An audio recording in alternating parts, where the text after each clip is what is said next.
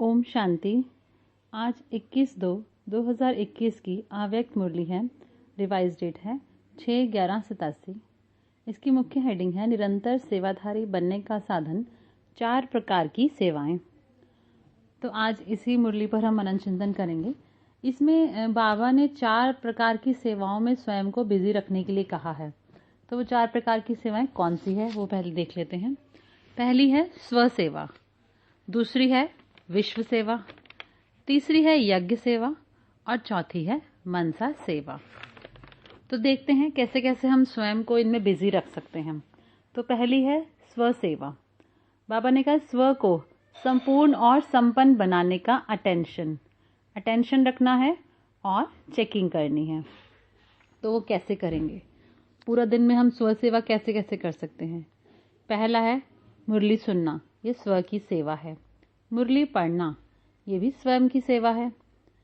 किसी न किसी स्वमान में हर समय स्थित रहना, ये है स्व की सेवा।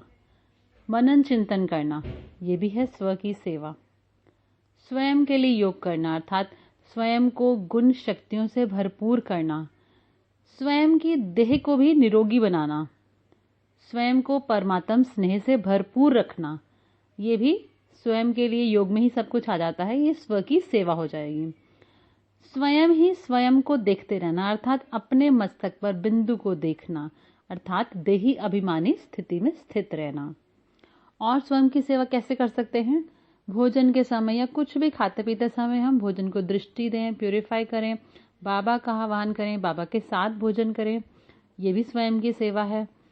और उसके बाद है बाबा के साथ उठना, बैठना, चलना, सोना अर्थात कर्मयोगी बनकर जितना समय हम रहेंगे, जितना समय हम इस तरह से कर्म करेंगे, तो ये भी स्वयं की सेवा है, क्योंकि इससे अपनी स्थिति ऊंची होती जाती है। सबसे इम्पोर्टेंट स्वयं सेवा एक और बहुत इम्पोर्टेंट है जो हम सबको करनी है, मनसा वाचा कर्मणा पवित्र रहना।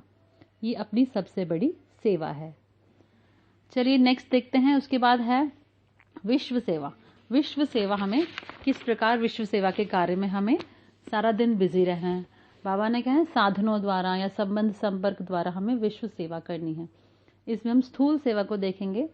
तो पहला है वाचा द्वारा सेवा करना, किसी को ज्ञान के पॉइंट सुनाना, ज्ञान का कोर्स करा देना, ये सेवा हो जाती है विश्व सेवा। दूसरा है अपने चेहरे चाल चलन से सेवा करना। तीसरा है सदा खुश रहकर खुशियां बांटना, ये बहुत बड़ी सेवा है, क्योंकि आज के टाइम में कोई खुश ही नहीं रह पा रहा कि कैसे खुश रहें। खुश रहने के लिए लोगों को मीम्स पढ़ने पड़ते हैं। तो सदा खुश रहकर खुशियां बांटना, यह है विश्व सेवा। अगला है सदा सर्व को आत्मा देखना, जिससे सर्व की आत्मा रूपी ज्योति जगे। तो इस प्रकार की सेवा करना भी, ये भी बहुत बड़ी सेवा है कि सबको आत्मा देखना।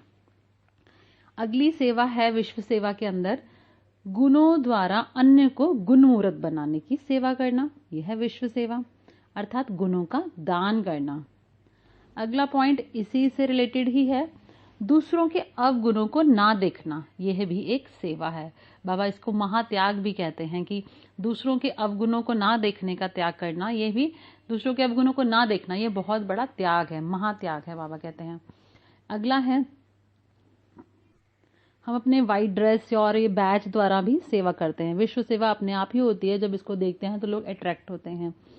अगला पॉइंट है विश्व सेवा के अंतर्गत कि हम सबके लिए शुभ भावना, शुभ कामना द्वारा सेवा कर सकते हैं और अपने घर गृहस्थ में रहते भी लौकिक को अलौकिक अनुभव करना भी विश्व सेवा के अंदर ही आ जाएगा।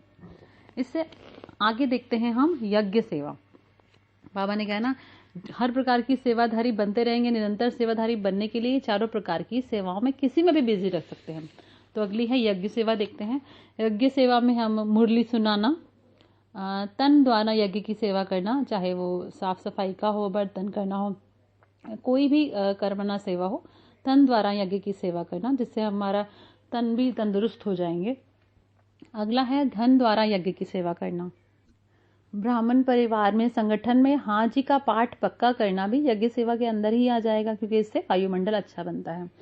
यज्ञ की व्यवस्थाओं में सभी प्रकार की में सहयोग करना, जैसे कोई प्रोग्राम होता है तो उसमें सहयोग देना, सारे चीज़ों को संभालना, तो ये भी एक बहुत बड़ी यज्ञ सेवा है। मुरली सुनते समय बड़ा अटेंशन और साइलेंस में रहना, कि जिससे नए आने वालों को भी उसका प्रभाव पड़े, तो ये भी एक तरह की सेवा हो जाएगी, यज्ञ सेवा। अगला है कि यज्ञ में बड़े बड़े अपने जो होते हैं उनका कहना मानना, जो निमित्त बने हैं उनको रिस्पेक्ट देना, रिगार्ड देना, ये भी यज्ञ सेवा के अंतर्गत आता है। क्योंकि बाबा कहते हैं ना कि तुम निमित्त को अगर रिस्पेक्ट देते हो तो वो बाबा को रिस्पेक्ट देने के बराबर है, बाबा को रिगार्ड देने के बराबर है। अगला लास्ट है मनसा सेवा, जो कि सबसे बड़ी इंपॉर्टेंट है, और इस समय की पुकार भी मनसा सेवा की ही है। तो बाबा ने कहा ना, अपने लाइट हाउस स्वरूप द्वारा और मन मना भव के मंत्र के सहज स्वरूप में स्थित होकर हमें मनसा सेवा करनी होती है। उसमें हम क्या क्या कर सकते हैं, ये योग के भिन्न भिन्न प्रयोग होते हैं, योग के भिन्न भिन्न तरीकों से हम ये सेवा कर सकते हैं। जैसे 5 तत्वों की सेवा करना, ये मनसा द्वारा होता है। योग में सर्व आत्माओं के लिए पवित्रता सुख शांति की किरणें फैलाना बाबा से लेके, ये भी मनसा सेवा में ही होगा। किसी को सुख चाहिए, किसी को शांति चाहिए, किसी को शक्ति चाहिए, तो विश्व ग्लोब पर बैठकर ये सब प्रकार की बाबा से सकाश लेकर इस ग्लोब को सकाश देना कि जो दुखी आत्माएं हैं वो सुखी हो रही हैं, शांत आत्माएं शांत हो रही हैं, तो और जो निर्बल आत्माएं हैं वो शक्तिशाली हो रही हैं, तो भी मनसा द्वारा ही होगा। और इसमें भी बाबा वैसे तो कह रहे हैं कि संगम योग हमारा पूरा ही हमें इसमें बिजी रहना है और हर समय हमारा योग चलता रहे, पर इस प्रकार की मनसा सेवा के लिए बाबा ने जो स्पेशल टाइम बताया हुआ है, अमृत वेला और नुमा शाम, इसमें हमें ये ज़रूर करना है। इसके लिए हमें अपने लिए ही प्रोग्राम फिक्स करना है। कभी हम सभी हॉस्पिटल्स के ऊपर जाकर बाबा के साथ अव्यक्त रूप में सेवा कर सकते हैं। जो परेशान हैं, जो तड़फ रहे हैं हॉस्पिटल्स में मरीज, उनको दे सकते हैं सकाश, ताकि वो अपने दुख से छूटें। तो कभी राजनेताओं की सभा में पहुंच जाएं अव्यक्त रूप से। इस तरह से मन बुद्धि के विमान द्वारा हम एक स्थान पर बैठे बैठे पूरे विश्व की सैर कर सकते हैं बाबा के साथ, और मनसा सेवा का कार्य कर सकते हैं। चाहे वो परम धाम में भी हम बाबा के साथ बिंदु रूप में कंबाइंड होकर इस सृष्टि को सकाश दे सकते हैं, चाहे हम अव्यक्त रूप में बाबा के साथ सेवा करें, चाहे अपने देव रूप को धारण करके भी हम ये विश्व सेवा का कार्य मनसा द्वारा कर सकते हैं।